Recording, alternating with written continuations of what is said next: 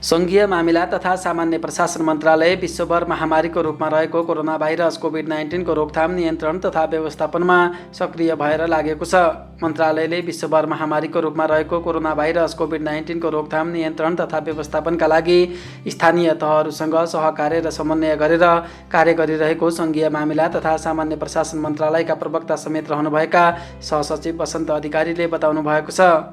सङ्घीय मामिला तथा सामान्य प्रशासन मन्त्रालयले कोरोना भाइरस कोभिड-19 को रोकथाम, नियन्त्रण र व्यवस्थापनका लागि हाल गरिरहेका कार्यहरूको सम्बन्धमा जानकारी दिनुहुँदै सङ्घीय मामिला तथा सामान्य प्रशासन मन्त्रालयका प्रवक्ता समेत रहनुभएका सहसचिव वसन्त अधिकारी महामारीको रूपमा यो कोरोना भाइरस कोभिडको सङ्क्रमणको जोखिम उच्च हुँदैछ र नेपालमा पनि यसको चाहिँ अहिले दोस्रो लहरले एउटा ढङ्गले आक्रान्त पारेको अवस्था छ र सङ्घीय मामला सामान्य प्रशासन मन्त्रालयले गर्ने भनेको हामी चाहिँ स्थानीय तहहरूको अभिभावक मन्त्रालय हो।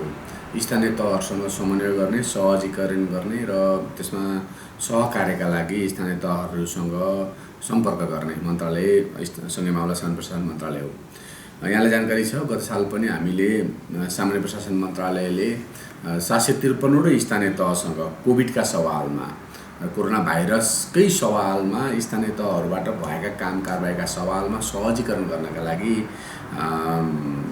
मन्त्रालयले 7 जना फोकल पर्सनहरू तोकेको थियो र अहिले पनि हामीले जब यो दोस्रो लहरको चाहिँ जोखिम उच्च हुँदै गयो त्यसपछि हामीले एकजना डेडिकेटेड सहसचिवलाई यही मात्रै कोभिडसँग सम्बन्धित विषयमा मात्रै हेर्ने गरिकन सहसचिवलाई तोकिएको छ र उहाँ सहसचिव अन्तर्गत अहिले हामीले गत साल 7वटा उपसचिवलाई तोकेका थियौँ भने अहिले 8वटा उपसचिव तोकेका छौँ। 8वटा मध्ये प्रदेशगत रूपमा एक-एकवटा र काठमाडौँ उपत्यका हेर्ने गरिकन एकजना छुट्टै उपसचिवलाई हामीले तोकेका छौँ र उहाँ उपसचिवहरूले सम्बन्धित स्थानीय तहहरूसँग सम्पर्क गर्ने, समन्वय गर्ने, सहजीकरण गर्ने र कोभिड जोखिमलाई न्यूनीकरण गर्ने सवालमा स्थानीय तहहरूबाट भएका काम कारबाहीको सवालमा सहजीकरण गर्ने, उहाँहरूको प्रतिवेदन लिने र मन्त्रालयको धारणा, मन्त्रालयको तर्फबाट आवश्यक सहयोग गर्नुपर्ने विषयमा उहाँहरू मार्फत सहयोग हुने चाहिँ विषय प्रबन्ध मिलाएका छौँ। छुट्टै डेडिकेटेड सहसचिव र डेडिकेटेड 8 जना उपसचिवहरूको चाहिँ हामीले व्यवस्थापन गरिसकेका छौँ। उहाँहरूको अहिले हरेक आइतबार उहाँहरू बैठक बस्नुहुन्छ, नियमित रूपमा सम्पर्कमा हुनुहुन्छ। त्यो उहाँहरूको फोन नम्बरसहित सूचना हामीले वेबसाइट मार्फत सर्कुलेट पनि गरेका छौँ र अहिले बिचमा सङ्घीय मामला सामान्य प्रशासन मन्त्रालयले 3वटा प्रदेशमा स्थानीय तहहरूको प्रगति समीक्षा गोष्ठी गर्यो। गोष्ठी गरिसकेपछि प्रमुख प्रशासक अधिकृत र सङ्घीय मामला सामान्य प्रशासन मन्त्रालयको बिचमा अझ बढी सहकार्य, सहअस्तित्व, जुन समन्वय, सहजीकरणका कुराहरूमा अझ प्रभावकारी ढङ्गले काम अगाडि बढेको छ। अहिले केही पर्ने बित्तिकै प्रमुख प्रशासक अधिकृतले अहिले सङ्घीय मामला मन्त्रालयलाई फोन गर्ने, हाम्रा फोकल पर्सनहरूलाई फोन गर्ने, सहसचिवहरूलाई फोन गर्ने र समस्या समाधानका लागि निकासा लिने भन्नाले अभिभावक मन्त्रालय भएको हिसाबले त्यो ढङ्गको बुझाइ, त्यो ढङ्गको एउटा विश्वास स्थानीय तहका प्रमुख प्रशासक अधिकृतहरूमा पनि डेभलप भएको छ। यो समग्रतामा यो संविधानको चाहिँ धर्म, मर्म, कर्म जुन छ, समन्वय, सहकार्य र सहअस्तित्वको सिद्धान्तलाई सङ्घीय मामला सामान्य प्रशासन मन्त्रालयले स्थानीय तहका सवालमा त्यसलाई चरितार्थ पार्ने गरिकन अहिले कोभिड रेस्पोन्सिभ हुँदै चरितार्थ पार्ने क्रममा हामीले अगाडि बढेका छौँ। हामी अहिले सबै सचिवज्यू लगायत सहसचिवहरू नियमित रूपमा अफिसमा आएर फोकल पर्सनहरूसँग हामी सम्पर्कमा छौँ। हामी अनुरोध गर्न चाहन्छौँ स्थानीय तहलाई पनि कोभिडका सवालमा, कोभिडलाई रेस्पोन्स गर्ने सवालमा, जोखिम न्यूनीकरण गर्ने सवालमा सङ्घीय मामला सामान्य प्रशासन मन्त्रालयबाट सङ्घीय लेभलमा गर्नुपर्ने समन्वयका लागि हामीलाई अनुरोध गर्नमा हामी तपाईँको लोकप्रिय कार्यक्रम मार्फत पनि अनुरोध गर्न चाहन्छौँ। मन्त्रालयले विश्वभर महामारीको रूपमा रहेको कोरोना भाइरस कोभिड-19 को रोकथाम, नियन्त्रण तथा व्यवस्थापनका लागि सरकारवाला निकायहरूसँग आवश्यक समन्वय गरेर कार्य गरिरहेको बताउँदै सङ्घीय मामिला तथा सामान्य प्रशासन मन्त्रालयका प्रवक्ता समेत रहनुभएका सहसचिव वसन्त अधिकारीले कोभिडबाट बच्नका लागि नेपाल सरकार स्वास्थ्य तथा जनसङ्ख्या मन्त्रालयले जारी गरेको स्वास्थ्य मापदण्डको पूर्ण रूपमा पालना गर्न सरकारवाला सबै पक्षलाई आग्रह पनि गर्नुभएको छ। एउटा ढङ्गले गत साल कोभिडको सुरुवाती चरणमा थियो, हामीले यो सोसियल डिस्टेन्स कायम राख्ने, मास्कको प्रयोग गर्ने, त्यसपछि गएर विदेशबाट आउने नागरिकहरूको रेकर्ड राख्ने, आइसोलेसन केन्द्रहरू बनाउने, क्वारेन्टाइन केन्द्रहरू बनाउने र यो विषयहरूमा चाहिँ बढी ध्यान केन्द्रित थियो र विशेष गरिकन गत साल पहिलो लहरका सवालमा चैत्र 9 गतेबाट लकडाउन भइसके पछाडि स्थानीय तहहरूले व्यापक रूपमा उत्कृष्ट ढङ्गले प्रभावकारी ढङ्गले काम गरेका कारणले पहिलो लहरलाई एउटा ढङ्गले कम क्षतिमा व्यवस्थापन गर्न हामी सफल पनि भयौँ। स्थानीय तहहरूको सक्रियता उल्लेख्य रह्यो र धेरै स्थानीय तहहरूले यहाँलाई जानकारी गराउँ, धेरै स्थानीय तहहरूले त्यो बेलामा क्वारेन्टाइन बनाउनु भयो, आइसोलेसन सेन्टरहरू बनाउनु भयो र धेरै स्थानीय तहहरूले प्रयोगशालाहरू पिसिआर टेस्टको लागि प्रयोगशालाहरू स्थापना भए। धेरै ठाउँमा चाहिँ तपाईँको आधारभूत अस्पतालहरू चाहिँ को निर्माण सम्बन्धी प्रक्रिया अगाडि बढ्यो।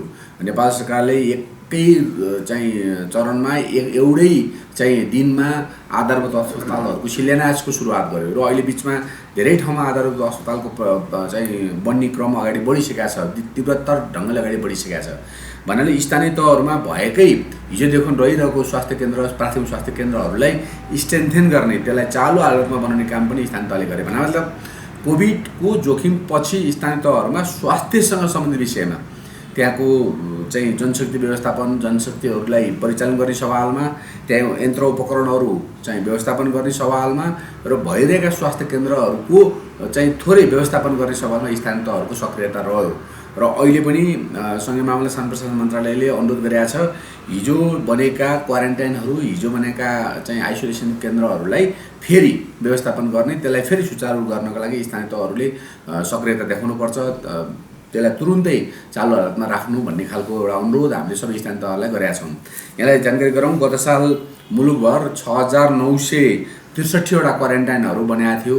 त्यसमा क्वारेन्टाइनमा 2,43,236वटा बेड थिए। ती बेडमा त्यो अवधिमा करिब 4,85,853 व्यक्तिहरू बसेको रेकर्ड चाहिँ हाम्रो CMIS अहिले जुन सङ्घीय मामला शासन प्रशासन मन्त्रालयले कोभिड पछाडि स्थानीय तहहरूले आफ्नो विवरण आफै भर्न सक्ने गरिकन एउटा सफ्टवेयर यो चाहिँ बनाएको छ, crisis management information system CMIS। त्यो CMISमा अहिले पनि विवरणहरू भर्ने क्रम जारी छ। हामीले तपाईँको महत्त्वपूर्ण कार्यक्रम मार्फत सबै स्थानीय तहहरूलाई अनुरोध गर्न चाहन्छौँ आफूले त्यहाँ सञ्चालन गरेका क्वारेन्टाइनहरू, आइसोलेसन सेन्टरहरूको विवरण लगायत CMISमा रहेका विवरणहरू भरिदिन पनि हामी अनुरोध गर्न चाहन्छौँ, जसले गर्दा एकीकृत रूपमा स्थानीय तहले गरेका उल्लेख्य कामहरूको एकीकृत तथ्याङ्क राष्ट्रिय लेभलमा एकीकृत तथ्याङ्क चाहिँ वास्तवमा निकाल्न सजिलो हुन्छ। त्यसको उपयोग गर्न सकिन्छ। त्यसको विवरण सङ्घीय मामला शासन प्रशासन मन्त्रालयले त्यसलाई चाहिँ सङ्कलन गर्न सक्छ। त्यसको लागि पनि म अनुरोध गर्न चाहन्छु। मन्त्रालयले कोभिडको रोकथाम तथा नियन्त्रणका साथसाथै मन्त्रालयबाट हुने अत्यावश्यक कामहरूलाई पनि नियमित रूपमा सञ्चालन गरिरहेको प्रवक्ता वसन्त अधिकारीको भनाइ छ। दुईटा पाटो छ, एउटा सङ्घीय मामलाका विषय छ, एउटा सामान्य प्रशासनको विषय छ। सामान्य प्रशासनको विषयभित्र कर्मचारीको सरुवा बढुवा नियुक्तिका विषयहरू छन्। अहिले बिचमा यो लकडाउनको यो निषेधाज्ञाको बेलामा पनि हामीले केही नियुक्तिहरू लोकसेवाबाट सिफारिस भएर बडो समितिले सिफारिस गरेर 35 दिन अवधि पुगेका केही सहसचिवहरूको, उपसचिव र शाखाध्यक्षको नियुक्तिको प्रक्रिया अगाडि बढाइसकेका छौँ। उहाँहरूलाई पदस्थापना गर्ने काम पनि हामीले गरिसकेका छौँ र अहिले बिचमा अत्यावश्यक नपरिकन अति नै चाहिँ कुनै एउटा महत्त्वपूर्ण कुनै त्यस्ता खालका सवालहरू नभइकन कसैको पनि अहिले हामीले सोहोर नगर्ने भनेका छौँ। पदस्थापनाको काम चाहिँ हामीले सकेका छौँ। यता कर्मचारी प्रशासनसँग सम्बन्धित सामान्य प्रशासनको पाटोमा चाहिँ यो रह्यो भने सङ्घीय मामलाको पाटोमा चाहिँ अहिले हाम्रो योजना महाशाखाले आगामी आर्थिक वर्षको लागि बजेटको काम तयारी गरिरहेछ। यता हाम्रो PLJSP प्रोजेक्ट मार्फत यो चाहिँ क्षमता विकासका कार्यक्रमहरू सञ्चालन सम्बन्धी प्रक्रिया अगाडि बढिरहेछ। सँगसँगै हाम्रो सङ्घीय मामला महाशाखा लगायत अरू महाशाखा, सङ्घीय मामलापट्टिको महाशाखाले चाहिँ स्थानीय तहसँग समन्वय गर्ने, स्थानीय तहसँगै अरू विषयमा कोभिडका सवालमा र अरू विषयमा चाहिँ उहाँहरूले शोधनी गरेका, उहाँहरूले चाहिँ निकासा माग गरेका विषयमा हामीले समन्वय गर्ने, सहजीकरण गर्ने काम चाहिँ गरेका छौँ। सङ्घीय मामिला तथा सामान्य प्रशासन मन्त्रालय प्रदेश तथा स्थानीय तहमा हुने कामहरूलाई सुशासन मैत्री, पारदर्शी र जवाबदेही बनाउन लागि परेको सङ्घीय मामिला तथा सामान्य प्रशासन मन्त्रालयका प्रवक्ता समेत रहनुभएका सहसचिव वसन्त अधिकारी बताउनुहुन्छ। नागरिकहरूमा चेतनाको स्तर चाहिँ बढेको छ। सरसफाइको सवालमा, हात धुने सवालमा, सोसियल डिस्टेन्स कायम राख्ने सवालमा, मास्क प्रयोग गर्ने सवालमा नागरिकहरूमा चेतनाको स्तर चाहिँ बढेको छ। अब स्थानीय तहहरूले गर्नुपर्ने भनेको आफ्नो टेरिटोरीभित्र, आफ्नो क्षेत्रभित्र चाहिँ कोभिडको चाहिँ जोखिमका हिसाबले, कोभिड जोखिमका हिसाबले अहिले चाहिँ निषेधाज्ञा जुन जिल्लामा जारी भएको छ त्यसलाई कार्यान्वयन गर्ने सवालमा स्थानीय तहले ध्यान दिनुपर्छ। दोस्रो कुरो, अत्यावश्यक काममा बाहेक कहीँ पनि चाहिँ नजाने, बाहिर ननिक्लिने, चाहिँ एउटा सोसियल डिस्टेन्स कायम राखेर मात्रै बाहिर निक्लिने कुरामा ध्यान दिनुपर्छ। र स्थानीय तहबाट सञ्चालन हुने सेमिनार, गोष्ठी यस्ता कार्यक्रमहरूमा पनि स्वास्थ्य मन्त्रालयले तोकेका मापदण्डको पूर्ण रूपमा पालना गर्नुपर्छ। र स्थानीय तह, स्थानीय सरकार भएको कारणले पनि कार्यालय बन्दै गर्ने होइन, कार्यालयमा सीमित कर्मचारीहरू मार्फत त्यहाँको कोभिडसँग सम्बन्धित विषयमा विवरणहरू सङ्कलन गर्ने, उच्च जोखिममा रहेका नागरिकहरूको पहिचान गर्ने, त्यसको इमिडिएटली चाहिँ डिसिसिएमसीमा रिपोर्टिङ गर्ने र सामान्य बिरामीहरू कोभिड चाहिँ सङ्क्रमितहरूलाई आइसोलेसनमा राख्ने, क्वारेन्टाइनमा राख्ने, त्यो खालका चाहिँ उहाँहरूको स्वास्थ्य कर्मीहरू मार्फत उहाँहरूलाई काउन्सिलिङ गर्ने र सबैको विवरण चाहिँ एउटा चाहिँ टास्क फोर्स मार्फत स्थानीय तहले आफ्नो टास्क फोर्स मार्फत सबै वडामा नागरिकहरूको अवस्था कस्तो छ भन्ने कुरा विवरण सङ्कलन गर्ने र इमिडिएटली रेस्पोन्स गर्ने, कस्तो खालको रेस्पोन्स गर्नुपर्छ त्यो खालको रेस्पोन्स गर्ने कुरामा स्थानीय तह सक्रिय हुनुपर्छ। स्थानीय सरकार भएका नाताले आफ्नो क्षेत्रभित्र रहेका नागरिकहरूको यो स्वास्थ्यका सन्दर्भमा त्यहाँ सञ्चालित रहेका पालिकाका अस्पतालहरूको अवस्थाका सवालमा, स्वास्थ्य कर्मीहरूको खटनपटन र उहाँहरूको चाहिँ जुन जोखिमका सवालमा, उहाँको परिचालनका सवालमा र अरू नागरिकहरूलाई परिचालन गर्ने सवालमा स्थानीय तह चाहिँ अहोरात्र लाग्नुपर्छ, हिजोको दिनमा जस्तै लाग्नुपर्छ भन्ने हाम्रो अनुरोध छ। सङ्घ, प्रदेश र स्थानीय तहका कर्मचारीहरूको क्षमता विकास गर्ने उद्देश्यले सङ्घीय मामिला तथा सामान्य प्रशासन मन्त्रालयले त्रिभुवन विश्वविद्यालय र काठमाडौँ विश्वविद्यालयसँग सम्झौता गरी आवश्यक कार्य गरिरहेको सङ्घीय मामिला तथा सामान्य प्रशासन मन्त्रालयका प्रवक्ता समेत रहनुभएका सहसचिव वसन्त अधिकारीले बताउनु भएको छ।